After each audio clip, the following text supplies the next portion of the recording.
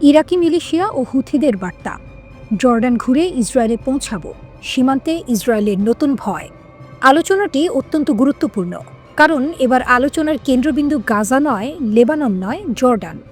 বহু বছর ধরে যেটিকে ইসরায়েল শান্তির সীমান্ত মনে করত, সেটি রূপান্তরিত হয়েছে একটি নতুন নিরাপত্তা ফ্রন্টে। প্রশ্ন হচ্ছে, হুট করেই কেন জর্ডান সীমান্ত এত ভয়ঙ্কর হয়ে উঠল? আর কেন ইরাকি মিলিশিয়া ও ইয়েমেনের হুথিরা এখন দাবি করছে আমরা জর্ডান ঘুরে ইসরায়েলে পৌঁছে যাব? পটভূমি, যে সীমান্ত একসময় শান্ত ছিল। ১৯৯৪ সালের শান্তি চুক্তির পর ইসরায়েল ও জর্ডান সীমান্ত বহু বছর খুবই শান্ত ছিল। এতটাই শান্ত যে ইসরায়েল তার ৪৬টি পুরনো আউটপোস্টও পুরোপুরি খালি করে দেয়। এই সীমান্তকে ইসরায়েল নন থ্রেট ফ্রন্ট হিসেবে দেখত, কিন্তু সেই ধারণা পুরোপুরি বদলে গেছে। অক্টোবর ৭-এর পর ইরানের ডাবল রিং অফ ফায়ার পরিকল্পনা উন্মোচিত। যখন হামাস ইসরায়েলে আকস্মিক হামলা চালায়, ইসরায়েলের সামরিক গোয়েন্দারা ভাবতে শুরু করে, এবার কি অন্য সীমান্ত দিয়েও এমন হামলা হতে পারে?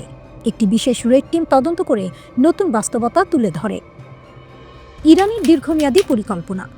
ইরানের কুদস ফোর্সের নিহত কমান্ডার সোলাইমানি একটি কৌশল তৈরি করেছিলেন ডাবল রিং অফ ফায়ার, অর্থাৎ মিসাইল, ড্রোন আর গ্রাউন্ড মিলিশিয়াদের দিয়ে চারদিক ঘিরে ইসরায়েলকে আক্রমণ করা।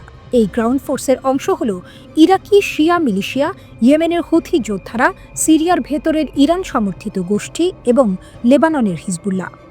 অক্টোবর ৭ হামলা ইরান ভিত্তিক এই পরিকল্পনাকে আরও স্পষ্ট করে দিয়েছে। কেন জর্ডান হঠাৎ হুমকি করিডোর? ধারণা এখন খুব পরিষ্কার। ইরাকি মিলিশিয়া ও হুথিরা জর্ডান বা দক্ষিণ সিরিয়া দিয়ে ইসরায়েলের দিকে দ্রুত আগাতে পারে। ইসরায়েলি সূত্র অনুযায়ী ইরাক থেকে জর্ডান সীমান্তে পৌঁছাতে কয়েক ঘন্টা লাগে। ওই রুটে পিকআপ ট্রাক, হালকা যান, ছোট অস্ত্র সব চলতে পারে।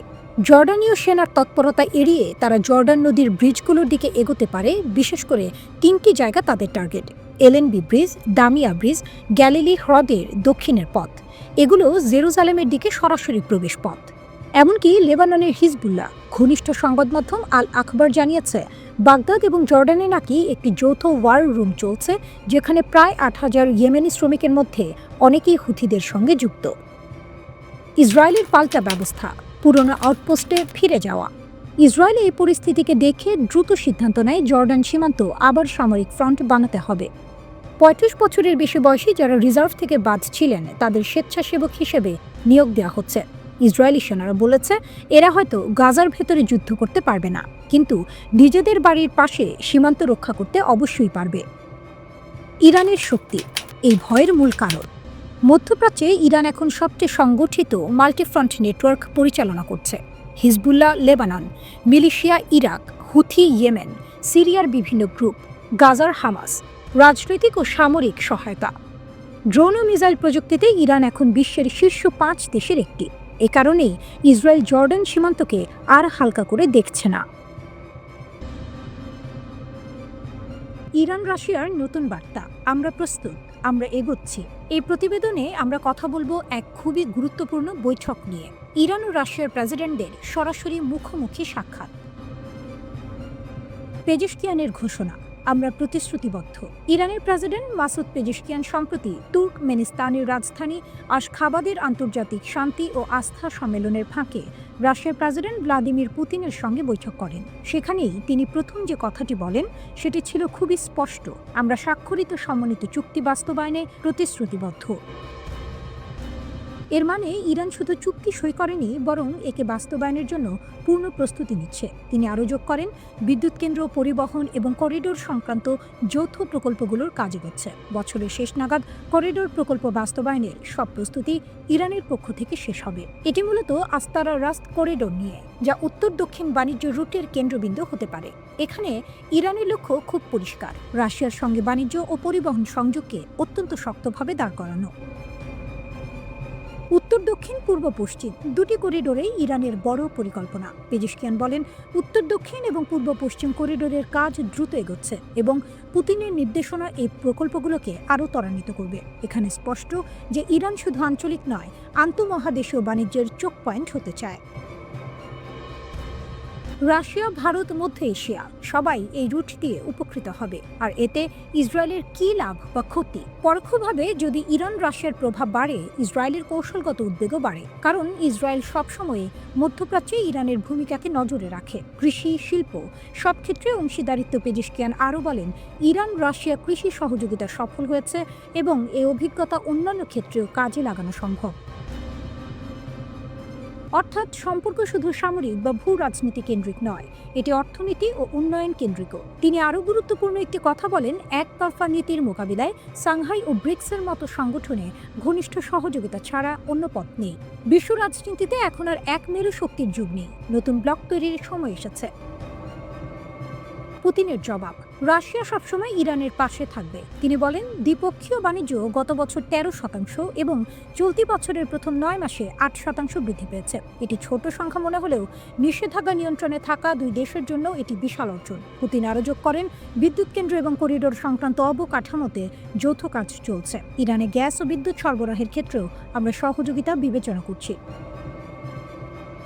সবচেয়ে গুরুত্বপূর্ণ বক্তব্য ছিল, জাতিসংঘ সহ আন্তর্জাতিক প্ল্যাটফর্মে রাশিয়া সবসময় ইরানের পাশে ছিল এবং থাকবে।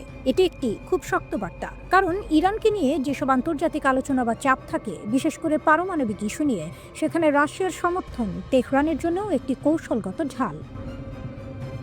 ইসরায়েলের সামনে নতুন হিসাব। পুতিন আরও বলেন, ইরানের পারমাণবিক ইস্যু সহ সংবেদনশীল আন্তর্জাতিক বিষয়ে তেহরান ও মস্কো ঘনিষ্ঠ যোগাযোগ রাখে। এই তথ্যটি ইসরায়েলের জন্য অত্যন্ত গুরুত্বপূর্ণ, কারণ ইসরায়েল সবসময় ইরানের পারমাণবিক কর্মসূচিকে জাতীয় নিরাপত্তার চোখে দেখে। এখন রাশিয়ার সরাসরি সমর্থন মানে মধ্যপ্রাচ্যের শক্তির ভারসাম্য আবারও নতুন দিক। কিভাবে রাশিয়া গড়ে তুলল ভয়ঙ্কর যুদ্ধ শিল্প, এক নজিরবিহীন যুদ্ধযন্ত্র। আজকের ভিডিওতে আমরা বিশ্লেষণ করব 2025 সালে কিভাবে রাশিয়া তার সামরিক শিল্পকে সম্পূর্ণভাবে যুদ্ধযন্ত্রে পরিণত করল। এই রূপান্তর শুধু ইউক্রেন নয়, পুরো বিশ্বের জন্য কি অর্থ বহন করে। 2025 পূর্ণগতির যুদ্ধযন্ত্র। এত বড় রূপান্তর কিভাবে সম্ভব হলো? 2023 ও 2024 সালে রাশিয়ার সামরিক উৎপাদন ছিল বিশৃঙ্খল। পুরনো সোভিয়েত কারখানা, আধা স্টাফ, ভাঙা সাপ্লাই লাইন, সবকিছু ছিল এক ধরনের জোড়া তালি দেয়া চালনা। কিন্তু 2025 হলো টার্নিং পয়েন্ট।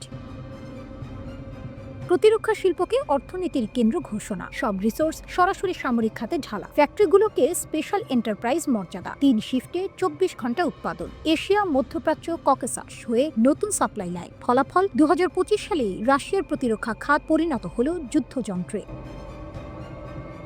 সাইবেরিয়ার কারখানা, যেখানে তৈরি হয় লাখ লাখ শেল। সাইবেরিয়ার তুষারাচ্ছন্ন বায়েস্কো শহরের কাছে রাশিয়া 15.5 বিলিয়ন রুবল ঢেলে তৈরি করছে বিশাল বিস্ফোরক কারখানা, যেখানে তৈরি হবে RDX অর্থাৎ গোলা বারুদের হৃদয়। এই কারখানা একাই পারে বছরে 12,80,000টি 152 মিনি আর্টিলারি শেল তৈরি করতে। রোস্তেক জানায়, কারখানার উৎপাদন 20% বেড়েছে, কিন্তু তারা প্রচার করে না, কারণ তাদের দর্শন একটাই, চুপচাপ কাজ করো এবং সামনে এগিয়ে যাও। আলাবুগা, ড্রোন সাম্রাজ্যের জন্ম। এই অংশটি সবচেয়ে গুরুত্বপূর্ণ। আলাবুগা স্পেশাল ইকোনমিক জোন, যেখানে ইরানের শাহেদ ড্রোনকে পুরোপুরি রাশিয়ানাইজ করে বানানো হচ্ছে।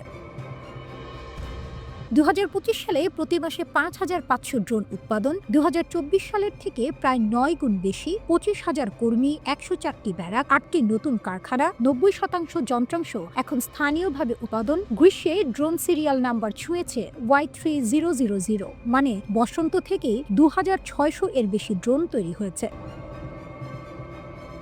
ট্যাঙ্ক কারখানার রূপান্তর। রাশিয়ার ট্যাঙ্ক সাম্রাজ্যের কেন্দ্র উরাল ভাগন জাভোদ। 2025 সালে তারা তৈরি করেছে 1500টি নতুন T-90M ট্যাঙ্ক, 2021-এর তুলনায় প্রায় 10 গুণ বেশি। যুক্তরাষ্ট্রের পুরো ট্যাঙ্ক উৎপাদনের থেকেও অনেক বেশি। একই সঙ্গে চলেছে প্যান্সির আপগ্রেড, 48টি মিসাইল বহনে সক্ষম। উত্তর কোরিয়া ও ইরান, আকাশ সমুদ্র পথের গোপন সাপ্লাই লাইন। রাশিয়ার যুদ্ধশক্তির আরেক স্তম্ভ হল মিত্র রাষ্ট্রগুলোর সরবরাহ। উত্তর কোরিয়া থেকে 20,000 plus container, 6.5 million shell, 148 ballistic missile, 120 Koksan কামান, 120 MLRS, 14,000 পর্যন্ত DPRK সৈন্য। ইরান থেকে ব্যালিস্টিক মিসাইল, হাজার হাজার শাহেদ ড্রোন, আর্টিলারি গোলা, মিসাইল প্রযুক্তি। ইরানি রাশিয়ান যৌথ ড্রোন কারখানা, 1.75 বিলিয়ন USD। এগুলো মিলেই রাশিয়ার যুদ্ধযন্ত্রকে দিয়েছে ধারাবাহিক আগুন। রাশিয়ার আর্টিলারি যুদ্ধের আসল শক্তি। 2025 সালে রাশিয়ার কামান ব্যবস্থা যেন এক দৈত্যে পরিণত হয়েছে। প্রতি মাসে 2,50,000 শেল, বছরে 3 থেকে 5 মিলিয়ন শেল। ইউরোপের মোট উৎপাদনের থেকেও বেশি ইউক্রেনের সেনারা দিনে 2,000 শেল ছুড়লে রাশিয়া ছুটছে 20,000 শেল। এই শক্তির প্রভাব কি? প্রতিদিন হাজার হাজার শেল, হাজার ড্রোন আর ট্যাঙ্কের অনবরত চাপ ইউক্রেনকে ধীরে ধীরে পিষে ফেলছে। এই কারণেই 2025 সালে দক্ষিণ ফ্রন্টে ইউক্রেনের অগ্রগতি থেমে গেছে। খার্কিভ ফ্রন্ট রাশিয়ার চাপের মুখে। ড্রোন, আর্টিলারি আক্রমণে ইউক্রেনের আকাশ প্রতিরক্ষা বিপর্যস্ত। রাশিয়ার যুদ্ধকে দীর্ঘ করছে, আর এটাই তাদের কৌশলগত সুবিধা দিচ্ছে। ইসরায়েল কবে আবার ইরানকে আক্রমণ করবে? আজকের ভিডিওতে আমরা যে প্রশ্নটি নিয়ে কথা বলবো সেটি শুধু মধ্যপ্রাচ্য নয়, সারা বিশ্বের কূটনৈতিক মহলে ঘুরে ফিরে আসছে। ইসরায়েল আবার কবে ইরানকে আঘাত করবে?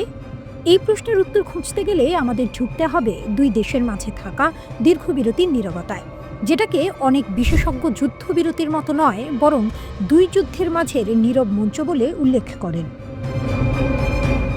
পরবর্তী যুদ্ধকে অবশ্যম্ভাবী বিশ্ব তাকিয়ে থাকে হরমুজ প্রণালীর দিকে। কবে আবার বড় কোনো বিস্ফোরণ ঘটবে? বাস্তবতা হলো, পরের যুদ্ধ হবে কি হবে না এটি আর প্রশ্নই নয়, প্রশ্ন হলো কবে, আর সেই যুদ্ধই কি অঞ্চলের শেষ বড় যুদ্ধ হয়ে দাঁড়াবে? প্রতিটি মাস ইরানকে আরও শক্তিশালী করে তুলছে। ইরান তার রাডার বদলায়, নতুন নতুন ক্ষেপণাস্ত্র ব্যাটারি গড়ে তোলে, যার গতি ইসরায়েল বা যুক্তরাষ্ট্রের প্রতিরোধ ব্যবস্থা পূরণ করতেই হিমশিম খায়। নেতানিয়াহুর টিকে থাকার সূত্র। নেতানিয়াহু এটা খুব ভালোভাবেই বোঝেন। তার কাছে যুদ্ধ কেবল একটি কৌশল নয়, বরং এটি তার ব্যক্তিগত টিকে থাকার লড়াই। গাজায় বোমা না ফেললে, বিদেশি কোনো শত্রুকে সামনে না রাখলে তিনি রাজনৈতিকভাবে পতিত হবেন, এমনকি আইনগতভাবে জেলে পর্যন্ত যেতে পারেন। তাই হিসাব নতুন হয়, যদি গাজা না তাহলে তেহরান। ইসরায়েলের স্থায়ী আগাম আঘাত নীতি। ইসরায়েলের নিরাপত্তা নীতি খুবই স্পষ্ট।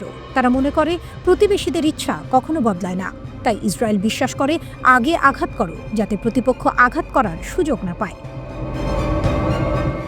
কিন্তু বাস্তবতা হলো, ইরানের ক্ষেপণাস্ত্র এখন প্রমাণ করেছে অঞ্চল আর তত বড় নেই। তেহরান থেকে মাত্র 12 মিনিট দূরে। তেল আবিব এখন আর ধরা ছোঁয়ার বাইরে নয়। তেহরানের যুদ্ধ প্রস্তুতি ও কৌশল দুটি একসঙ্গে চলে। ইরান নতুন লঞ্চার তৈরি করছে, ক্ষেপণাস্ত্র জমাচ্ছে, রাশিয়ার বিমান ব্যবস্থা চাইছে, হিজবুল্লাহ হুথিদের সমন্বয় আরও শক্ত করছে। এর কতটা বাস্তব প্রস্তুতি আর কতটা সংকেত, এটি কেবল IRGC জানে। তবে অনিশ্চয়তাই ইরানের শক্তি। প্রতিটি ড্রোন মহড়া, প্রতিটি টিভি প্রচারিত ক্ষেপণাস্ত্র উৎক্ষেপণ ইসরায়েলকে স্মরণ করিয়ে দেয়, ইরান আহত হলেও প্রতিপক্ষকে ভয়াবহ আঘাত করতে পারে। এভাবে ইরান প্রতিপক্ষকে এমনভাবে অস্থির রাখে যাতে ইসরায়েল কোনোদিনই নিশ্চিত হয়ে বলতে না পারে জিতবে কিনা। জুনের যুদ্ধে আরেকটি সত্য প্রকাশ পেয়েছিল, মোসাদ ইরানের ভেতরে কত গভীর ঢুকেছিল। বাইরে থেকে ক্ষেপণাস্ত্র ছোড়া হয়েছে ঠিকই, কিন্তু ভেতরের নাশকতা, ড্রোন হামলা, গুপ্ত হত্যা, যোগাযোগ নষ্ট করা এসব ঘটেছিল অভ্যন্তরে থাকা নেটওয়ার্কের মাধ্যমে। তবে এই নেটওয়ার্ক প্রকাশ হয়ে যাওয়ায় ইসরায়েল বড় ক্ষতি স্বীকার করেছে। কয়েক মাসে তারা কতটা পুনর্গঠন করতে পারবে তা নিয়ে সন্দেহ আছে। তাহলে ইসরায়েল কবে আবার আক্রমণ করবে? এর উত্তর হলো, ইসরায়েল ও ইরান এখন এমন এক জটিল পরিবেশে বাস করছে যেখানে প্রতিরোধ যুদ্ধ ঠেকায় না, বরং যুদ্ধের ব্যবধান নির্ধারণ করে। প্রতিটি আঘাত ব্যবধান কমায়, প্রতিটি বিরতি আরও ছোট হয়। যদি কোনো বড় কূটনৈতিক পরিবর্তন না আসে, তাহলে পরবর্তী যুদ্ধ সময়ের অপেক্ষা, কিন্তু একেবারেই অনিবার্য। আর সত্য হলো, এই যুদ্ধের প্রশ্ন সময় নয়, বরং সহনশীলতা। কে কতদিন নিজেদের সীমা পরীক্ষা করতে পারবে, অঞ্চলের ভবিষ্যৎ তার উপরই নির্ভর করছে।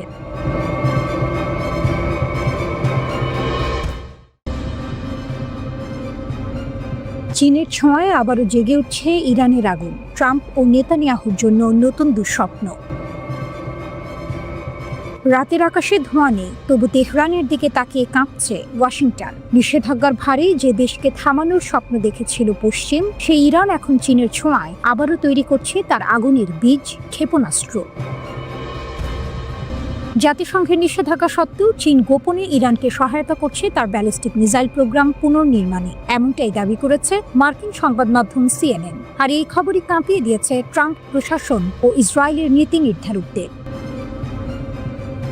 চীনের সঙ্গে ইরানের এই গোপন সম্পর্ক যেন সরাসরি চ্যালেঞ্জ পশ্চিমা আধিপত্যের বিরুদ্ধে। বিবৃতিহীন অথচ বিস্ফোরক এক বার্তা। নিষেধাজ্ঞা নয়, আমাদের চালিকা শক্তি এখন প্রতিরোধ। ইউরোপীয় গোয়েন্দা সংস্থাগুলোর দাবি, সম্প্রতি চীন থেকে ইরানে পৌঁছেছে সোডিয়াম পারক্লোরেটের কয়েকটি বিশাল চালান, যা ক্ষেপণাস্ত্রে ব্যবহৃত সলিড প্রোপাল্যান্ট তৈরির মূল উপাদান। এই চালানে রয়েছে প্রায় 2000 টন সোডিয়াম পারক্লোরেট, যা ইরান কিনেছে চীনা সরবরাহকারীদের কাছ থেকে। বিশ্লেষকরা বলছেন, এটি কেবল কাঁচামাল নয়, এটি ইরানের নিষিদ্ধ আগুনের পুনর্জন্ম। একটি দেশের বিরুদ্ধে যতই নিষেধাজ্ঞা চাপানো হোক, যখন তার বন্ধু হয় চীন, তখন বাধা মানে কেবল বিলম্ব, থামানো নয়। সিএনএন জানিয়েছে, এপ্রিল থেকে একাধিক পণ্যবাহী জাহাজ বারবার চীন ও ইরানের মধ্যে যাতায়াত করেছে। তার মধ্যে অন্যতম এমভি বাশেত, যা মার্কিন নিষেধাজ্ঞার আওতায় থাকা সত্ত্বেও 15 সেপ্টেম্বর চীনের ঝুহাই বন্দর ছেড়ে 29 সেপ্টেম্বর ইরানে পৌঁছেছে। আরেকটি জাহাজ বার্জিল 2 অক্টোবর গাউলান থেকে যাত্রা করে 16 অক্টোবর ইরানের বন্দর আব্বাস বন্দরে নোঙর ফেলে। এই যাত্রাগুলো যেন এক নীরব বাণিজ্য যুদ্ধ, যেখানে গুলি চলে না, কিন্তু কম্পিত হয় ক্ষমতার পাল্লা। জাতিসংঘের নিয়ম অনুযায়ী ইরান পারমাণবিক অস্ত্র সরবরাহ ব্যবস্থার সঙ্গে সম্পর্কিত কোনো কার্যক্রম চালাতে পারে না, কিন্তু বাস্তব চিত্র বলছে অন্য কথা। নিষেধাজ্ঞার ফাঁক গলে চীনের মাধ্যমে আবারও শক্তির পথে হাঁটছে তেহরান। চীন অবশ্য সিএনএনকে বলেছে, তার আন্তর্জাতিক দায়িত্ব অনুযায়ী দ্বৈত ব্যবহারের পণ্যের উপর নিয়ন্ত্রণ বজায় রাখছে, কিন্তু পশ্চিমা বিশ্ব জানে কূটনৈতিক ভাষার ভেতর লুকিয়ে আছে কৌশল। এই লেনদেনের মানে একটাই, ইরান আবারও নিজের ক্ষেপণাস্ত্র ভান্ডার পূরণ করছে, যে ভান্ডার একদিন পারস্য উপসাগরের আকাশে আবারও অগ্নিগোলক ছুড়ে দিতে পারে। পশ্চিম চায় ইরানকে থামাতে, কিন্তু চীন চায় ইরানকে দাঁড় করাতে। এই দুই আকাঙ্ক্ষার সংঘর্ষই আজ নতুন ভূ রাজনীতির আগুন জ্বালাচ্ছে।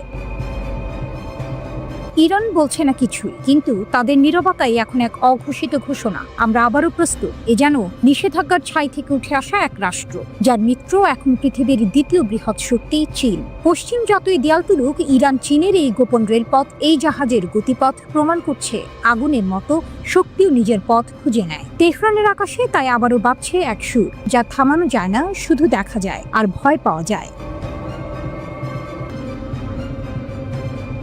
পশ্চিমা চাপের জবাব দিল তেহরান। এখন আরও স্বাধীন, আরও শক্তিশালী ইরান। বিশ্বজুড়ে উত্তেজনার মধ্যে এক ঐতিহাসিক মোড়। ইরান এখন সম্পূর্ণ স্বাধীনভাবে চালাতে পারবে তার পারমাণবিক কর্মসূচি। জাতিসংঘ নিরাপত্তা পরিষদের 10 বছর মেয়াদী 2231 নম্বর প্রস্তাবের মেয়াদ শেষ হওয়ায় কার্যত শেষ হয়েছে পশ্চিমা নিয়ন্ত্রণের অধ্যায়। এর মানে দাঁড়ায়, এখন আর ইরানের ইউরেনিয়াম সমৃদ্ধকরণে কোনো সীমা থাকছে না। কোনো নিষেধাজ্ঞা নেই সেন্ট্রিফিউজের সংখ্যায়, নেই আন্তর্জাতিক পরমাণু সংস্থার বাধ্যতামূলক পরিদর্শনও। তেহরান চাইলে তার কর্মসূচি এগিয়ে নিতে পারবে নিজের মতো করে, আর এই সিদ্ধান্ত বিশ্ব জুড়ে কূটনৈতিক অস্থিরতা বাড়িয়েছে।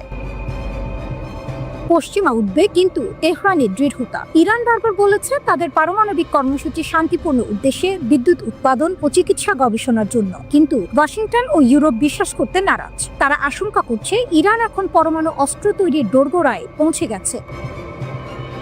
তবে পশ্চিমা হুমকি বা নিষেধাজ্ঞায় নতি স্বীকারের মানুষ নন ইরানের সর্বোচ্চ নেতা আয়াতুল্লাহ আলী খামেনি। তিনি দৃঢ় কণ্ঠে ঘোষণা দিয়েছেন, আমাদের বিজ্ঞান, আমাদের সার্বভৌমত্ব কারো অনুমতিতে নির্ভর করবে না। তেহরানের পাশে পুতিন ও শি জিনপিং, ইরানের পাশে দাঁড়িয়েছে দুই পরাশক্তি রাশিয়া ও চীন। এই তিন দেশ একযোগে জাতিসংঘ ও আন্তর্জাতিক পরমাণু শক্তি সংস্থাকে চিঠি পাঠিয়ে জানিয়েছে নিরাপত্তা পরিষদের 2231 প্রস্তাবের মেয়াদ আনুষ্ঠানিকভাবে শেষ। ইরানের উপপররাষ্ট্রমন্ত্রী জানান, রাশিয়া ও চীনের রাষ্ট্রদূতদের সঙ্গে যৌথভাবে এই চিঠি পাঠানো হয়েছে জাতিসংঘ মহাসচিব, নিরাপত্তা পরিষদের সভাপতি ও আন্তর্জাতিক পরমাণু শক্তি সংস্থার মহাপরিচালকের কাছে। চিঠিতে যুক্তরাজ্য, ফ্রান্স ও জার্মানির স্ন্যাপব্যাক প্রক্রিয়া প্রয়োগের প্রচেষ্টাকে অবৈধ ও আইনি ভিত্তিহীন বলে আখ্যা দেওয়া হয়। অর্থাৎ পশ্চিমা দেশগুলো যদি আবার নিষেধাজ্ঞা ফিরিয়ে আনার চেষ্টা করে, তেহরান ও তার মিত্ররা তাতে পাত্তা দেবে না। চুক্তির ইতিহাস ও শেষ অধ্যায়। 2015 সালে ইরান স্বাক্ষর করে ঐতিহাসিক joint comprehensive plan of action JCPOA, যা ছিল 6 দেশের সঙ্গে পারমাণবিক সমঝোতা। যুক্তরাষ্ট্র, যুক্তরাজ্য, ফ্রান্স, রাশিয়া, চীন ও জার্মানি এই চুক্তির অংশ ছিল। চুক্তি অনুযায়ী ইরানকে ইউরেনিয়াম সমৃদ্ধকরণের সীমা মানতে হতো এবং আন্তর্জাতিক পরমাণু সংস্থাকে পরিদর্শনের সুযোগ দিতে হতো। কিন্তু 2018 সালে যুক্তরাষ্ট্রের প্রেসিডেন্ট ডোনাল্ড ট্রাম্প একতরফাভাবে চুক্তি থেকে বের হয়ে যান। এরপর থেকেই ইরান ধীরে ধীরে সেই সীমা ভেঙে ফেলে। আর এখন চুক্তির মেয়াদ শেষ হওয়ায় তেহরান আর কোনো আন্তর্জাতিক শর্ত মানতে বাধ্য নয়। বিশ্বে এক নতুন ভারসাম্য। রাশিয়া ও চীনের সমর্থন পেয়ে ইরান এখন আরও আত্মবিশ্বাসী। পশ্চিমা নিষেধাজ্ঞা ঘিরে উদ্বেগ থাকলেও তেহরান তার পরমাণু কর্মসূচিকে জাতীয় গর্ব হিসেবে দেখছে। বিশ্লেষকদের মতে এই মুহূর্তে ইরান শুধু মধ্যপ্রাচ্যের নয়, পুরো এশিয়ার ভূ রাজনীতিতে এক নতুন শক্তির কেন্দ্রবিন্দুতে পরিণত হয়েছে। এমন এক সময় যখন গাজা ও ইউক্রেনের যুদ্ধ নিয়ে বিশ্ব উত্তপ্ত, ইরান শান্তভাবে চালিয়ে যাচ্ছে নিজের বিজ্ঞান, নিজের ল্যাবরেটরি, নিজের ভবিষ্যৎ। বিশ্ব হয়তো এখন ভাবছে ইরান কি পরমাণু অস্ত্রের দিকে যাচ্ছে, কিন্তু তেহরানের বার্তা স্পষ্ট। আমাদের আকাশে যে ইউরেনিয়াম ঝলকানি তা কোনো যুদ্ধের নয়, তা আমাদের স্বাধীনতার আলো। পশ্চিমারা হয়তো শঙ্কিত, কিন্তু ইরান জানে আজ থেকে তার পথ আর কেউ রোধ করতে পারবে না। নিষেধাজ্ঞা যে বিষ থেকে জন্ম নিল ইরানের শক্তি। পশ্চিমা বিশ্ব ভেবেছিল নিষেধাজ্ঞাই হবে ইরানের পতনের সূচনা, কিন্তু সেই নিষেধাজ্ঞাই হয়ে উঠল তাদের পুনর্জন্মের আগুন। যে আগুনে ইরান পুড়ল, কিন্তু নিঃশেষ হলো না, বরং আরও শক্তিশালী, আরও আত্মনির্ভর হয়ে উঠল। গত 4 দশকে যুক্তরাষ্ট্র ও ইউরোপ ইরানকে দুর্বল করার জন্য একের পর এক অর্থনৈতিক অবরোধ, প্রযুক্তি নিষেধাজ্ঞা আরোপ করেছিল। উদ্দেশ্য ছিল তেহরানের ঘড়ির কাঁটা থামিয়ে দেয়া। কিন্তু ইতিহাস বলছে উল্টো কথা। আজ সেই নিষেধাজ্ঞাই ইরানের জাতীয় অগ্রগতির সূচনা বিন্দুতে পরিণত হয়েছে। ইরানের সংবাদ মাধ্যম পার্স টুডে জানিয়েছে, নিষেধাজ্ঞার চাপে ইরান বাধ্য হয়েছিল নিজের ভেতর তাকাতে। আমদানি নয়, উদ্ভাবনী হয়ে উঠেছিল বেঁচে থাকার একমাত্র পথ। তেলের ওপর নির্ভরতা কমিয়ে তারা গড়ে তোলে প্রতিরোধমূলক অর্থনীতি। একসময় বাজেটের 85% যেখানে তেল থেকে আসতো, এখন সেটি নেমে এসেছে 35%। কিন্তু পতনের বদলে এটাই খুলে দিয়েছে নতুন দিগন্ত। তেল বহির্ভূত খাতের বিস্তার, দেশীয় শিল্পের উত্থান আর অর্থনৈতিক স্বাধীনতার ঘোষণা।